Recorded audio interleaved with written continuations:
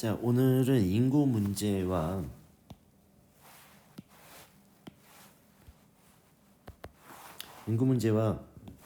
다문화 공간의 확대인데 누구나 알고 있어요.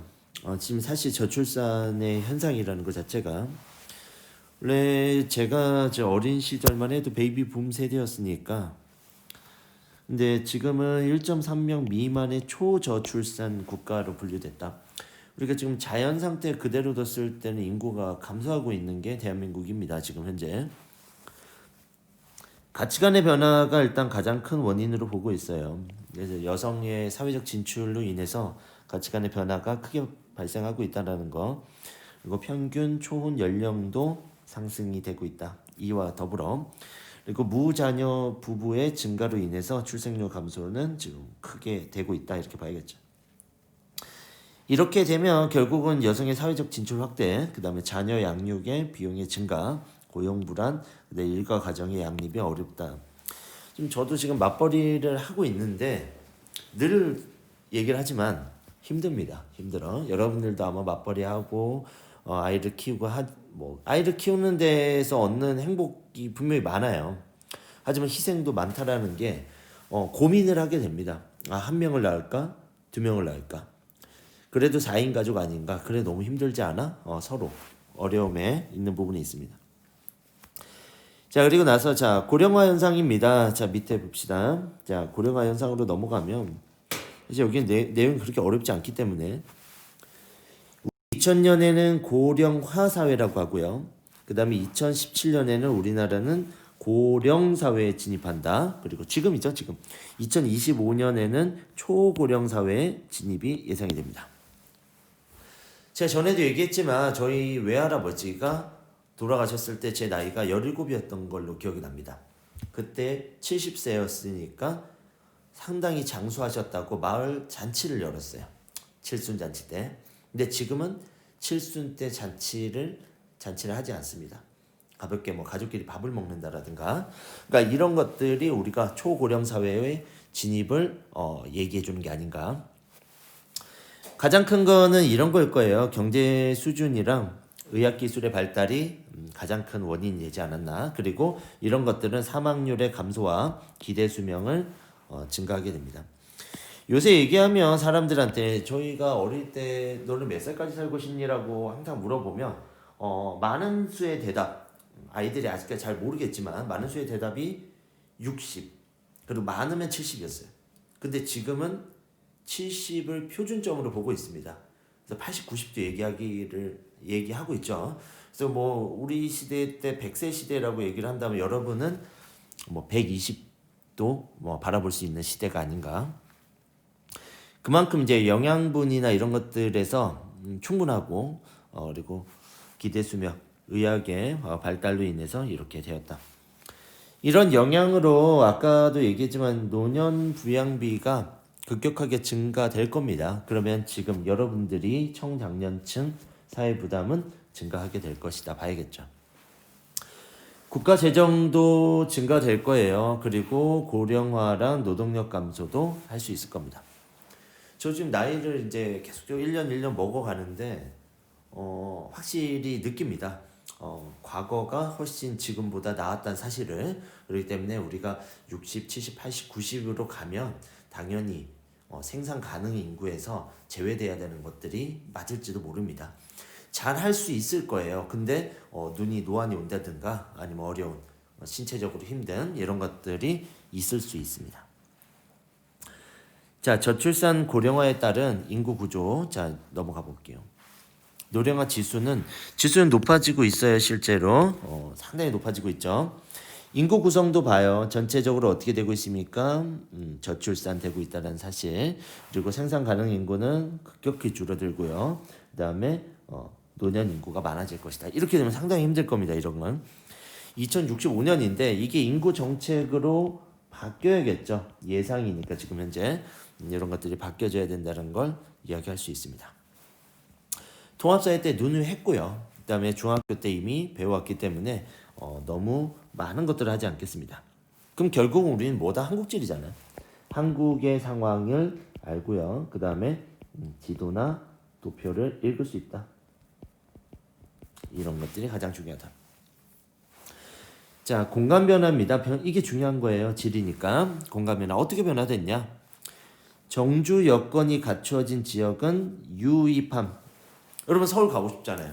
서울 가면 지금 고층 빌딩이나 이런 것들 예쁘게 잘 해놨습니다. 이런 것들 유입한다는 사실이죠. 정주 여건이라는 얘기는 여러분이 주거 이런 것들.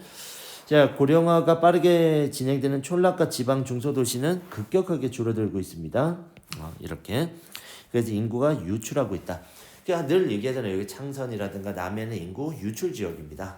근데 여기 진주라든가 아니면 창원, 부산 이런 거는 인구 유입 지역이다. 이렇게 봐야겠죠. 그래서 불균형이 심화되면 공간에 문제가 생길 겁니다. 여러분이 누누이 알고 있는 사실. 대책 어떻게 해야 되겠냐? 우리 어떻게 하면 좋을까요? 이렇게 얘기를 하는 거죠. 그러면 이런 거죠. 양성평등 문화의 확립이다. 지금 제 여동생이 일을 쉬고 있어요. 왜 쉬고 있냐면 육아휴직이죠. 육아휴직. 제 와이프도 육아휴직으로 쉬고 있습니다. 근데 육아휴직이 끝나고 돌아갔을 때 이 마이너스 승진이라든가 자기 일에 대한 리듬이라든가 이런 것들 분명히 깨집니다. 육아휴직이라서 쉬는 게 좋은 게 아니고 내가 일하는 패턴이 흐름이 깨져버리면 그거를 복귀하기 위해서 상당히 또 노력을 해야 된다는 거죠. 그런 것들이 어려움이 있습니다. 분명히. 그렇기 때문에 우리가 양성평등 문화 확립. 지금 남자도 육아휴직 쓸 수 있죠. 남성이 썼을 때 이런 잘못된 그래서 너 남잔데 그거 뭘 쉬려 그래 열심히 그냥 넌 일해 이렇게 얘기하는 이런 것들도 문화 확립이 필요하다. 그 다음에 일과 가정의 양립이나 가족 친화적 사회 분위기가 필요하다. 지금 남녀 가지고서는 분담 일 분담 가지고 얘기를 하는데 둘 다 일하고 있어요. 저도 와이프 일하고 있고 나도 일하는데 가정에 대한 일이라고 할까요? 분담이라고 할까? 우리는 철저하게 분담하고 있습니다. 저는 빨래와 설거지를 하고 있고 와이프는 뭐 음식을 한다라든가 서로 음식을 차린다라든가 아니면 애를 본다라든가 육아를 한다라든가 서로가 이제는 분담을 확실하게 해야 되는 사회가 됐습니다. 정책적 지원이라고 얘기하는 건 정책적 지원은 임신이나 양육에 대한 재정적 지원. 지금 저도 지원을 많이 받고 있어요. 국가에서부터. 하지만 이게 충분하다고 생각하지는 않습니다. 우리나라 물가가 너무 많이 오르고 있고 저출산을 좀 바꿔가려면 확실한 재원이 필요하지 않을까 필요합니다.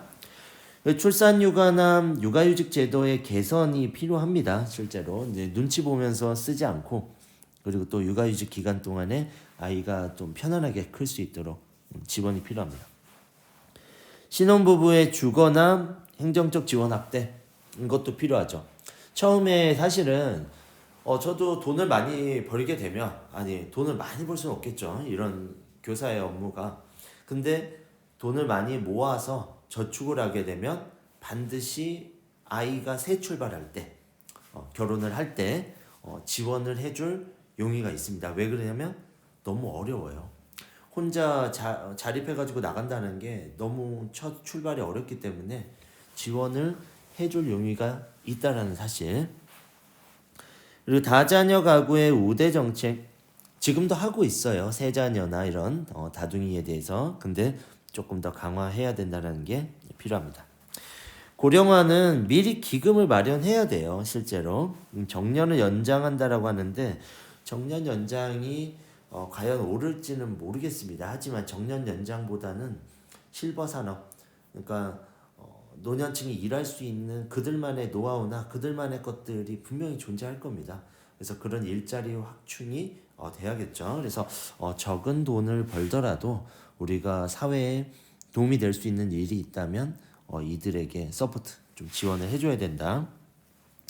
그 지속 가능한 연금 제도라고 얘기하는 건 연금 제도가 뭐 지금 국민연금이라든가 공무원연금 아니면 뭐 여러 연금들이 있는데 이런 제외하는 개인연금이나 아니면 이런 것들에서 또 수익을 창출할 수 있는 연금이 제도가 필요합니다.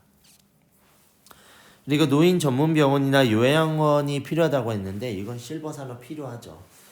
요양원에 사실 시설 확충도 좋아져야 되고요. 지금보다 국공립 시설이 많아져서 노인에 대한 부양의 뭐랄까요, 부담이랄까요, 이런 것들을 좀 강화시켜야 된다. 그러니까 너무 가족 중심적인 요양보다는 전문 시설을 통해서 좀 실버 이런 산업의 육성이 돼야 되지 않을까, 좀 도와줘야 되지 않을까 싶습니다. 그래서 이런 것들이 우리가 필요한 부분입니다. 그래서 지금 여기 보면 뭐가 돼 있냐면 삶의 질의 향상이죠. 반드시 필요합니다. 성평등의 구현입니다. 그리고 인구 변화에 적극 대비가 반드시 필요하다는 사실. 밑에 보이네요. 함께 돌보고 함께 일하는 사회가 돼야 되겠다. 전 세대가 같이 서로를 돌보고 친가족적 가치관 필요하다는 거, 그리고 함께 만들어가는 행복한 노후, 그리고 인구 변화에 적극 대비하여 우리가 정책을 꾸려 나가야 된다는 게 우리가 지금 해야 될 부분입니다. 그래서 이런 부분까지만 잘 안다면 수능 문제도 풀 수 있을 거예요. 자, 이론적인 설명은 유튜브 강의는 이게 끝입니다. 그 뒤부터는 전부 다 문제풀이 영상으로 나갈 거예요. 자, 외국인 이주자가 증가합니다. 당연하죠. 우리나라 들어오고 있어요. 외국인 이주자들이 국제 결혼으로 처음에는 많이 들어왔는데 지금은 이제 중국에서부터 유학생도 많고요. 그리고 우리가 외국인 근로자들이 많이 들어와서 우리가 이제 3D 업종이라고 하죠. 여러분들이 대학을 다 거의 다 가고 있기 때문에 3D 업종을 기피하고 있는 요것들을 외국인 노동자들이 들어가서 일을 하고 있다, 이렇게 봐야겠죠. 그래서 저임금, 우리 근로자들의 임금이 상승하다 보니까 돈을 벌러 오는 거예요, 우리나라에. 그리고 역시나 나옵니다. 3D 업종에 대한 기피 현상이 발생한다. 이런 것들에 의해서 들어오고 있습니다.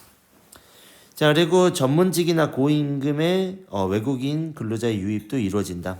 우리나라가 지금 4차 산업혁명을 통해서 소프트웨어나 IT가 발달하다 보니까 외국계에서 좋은 임금을 받기 위해서 우리나라로 오는 경우도 많다, 이렇게 봐야겠죠.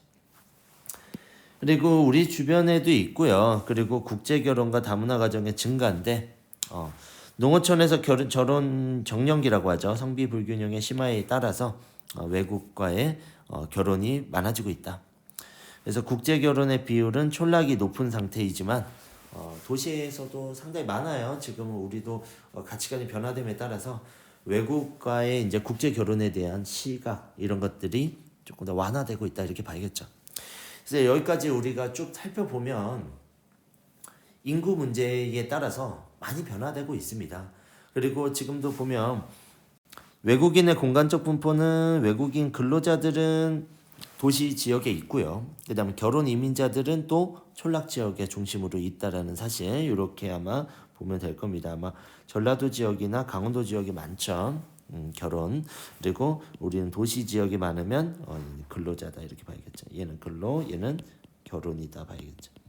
그래서 조금 아직까지는 이렇게 극명하게 나눠져 있다라는 게 설명입니다. 그래서 이렇게 우리가 이해를 하시고요. 통합사회 때 배웠던 걸 가지고, 그리고 역시나 한국지리는 뭡니까? 지도와 통계 자료를 중심으로 봐야 된다.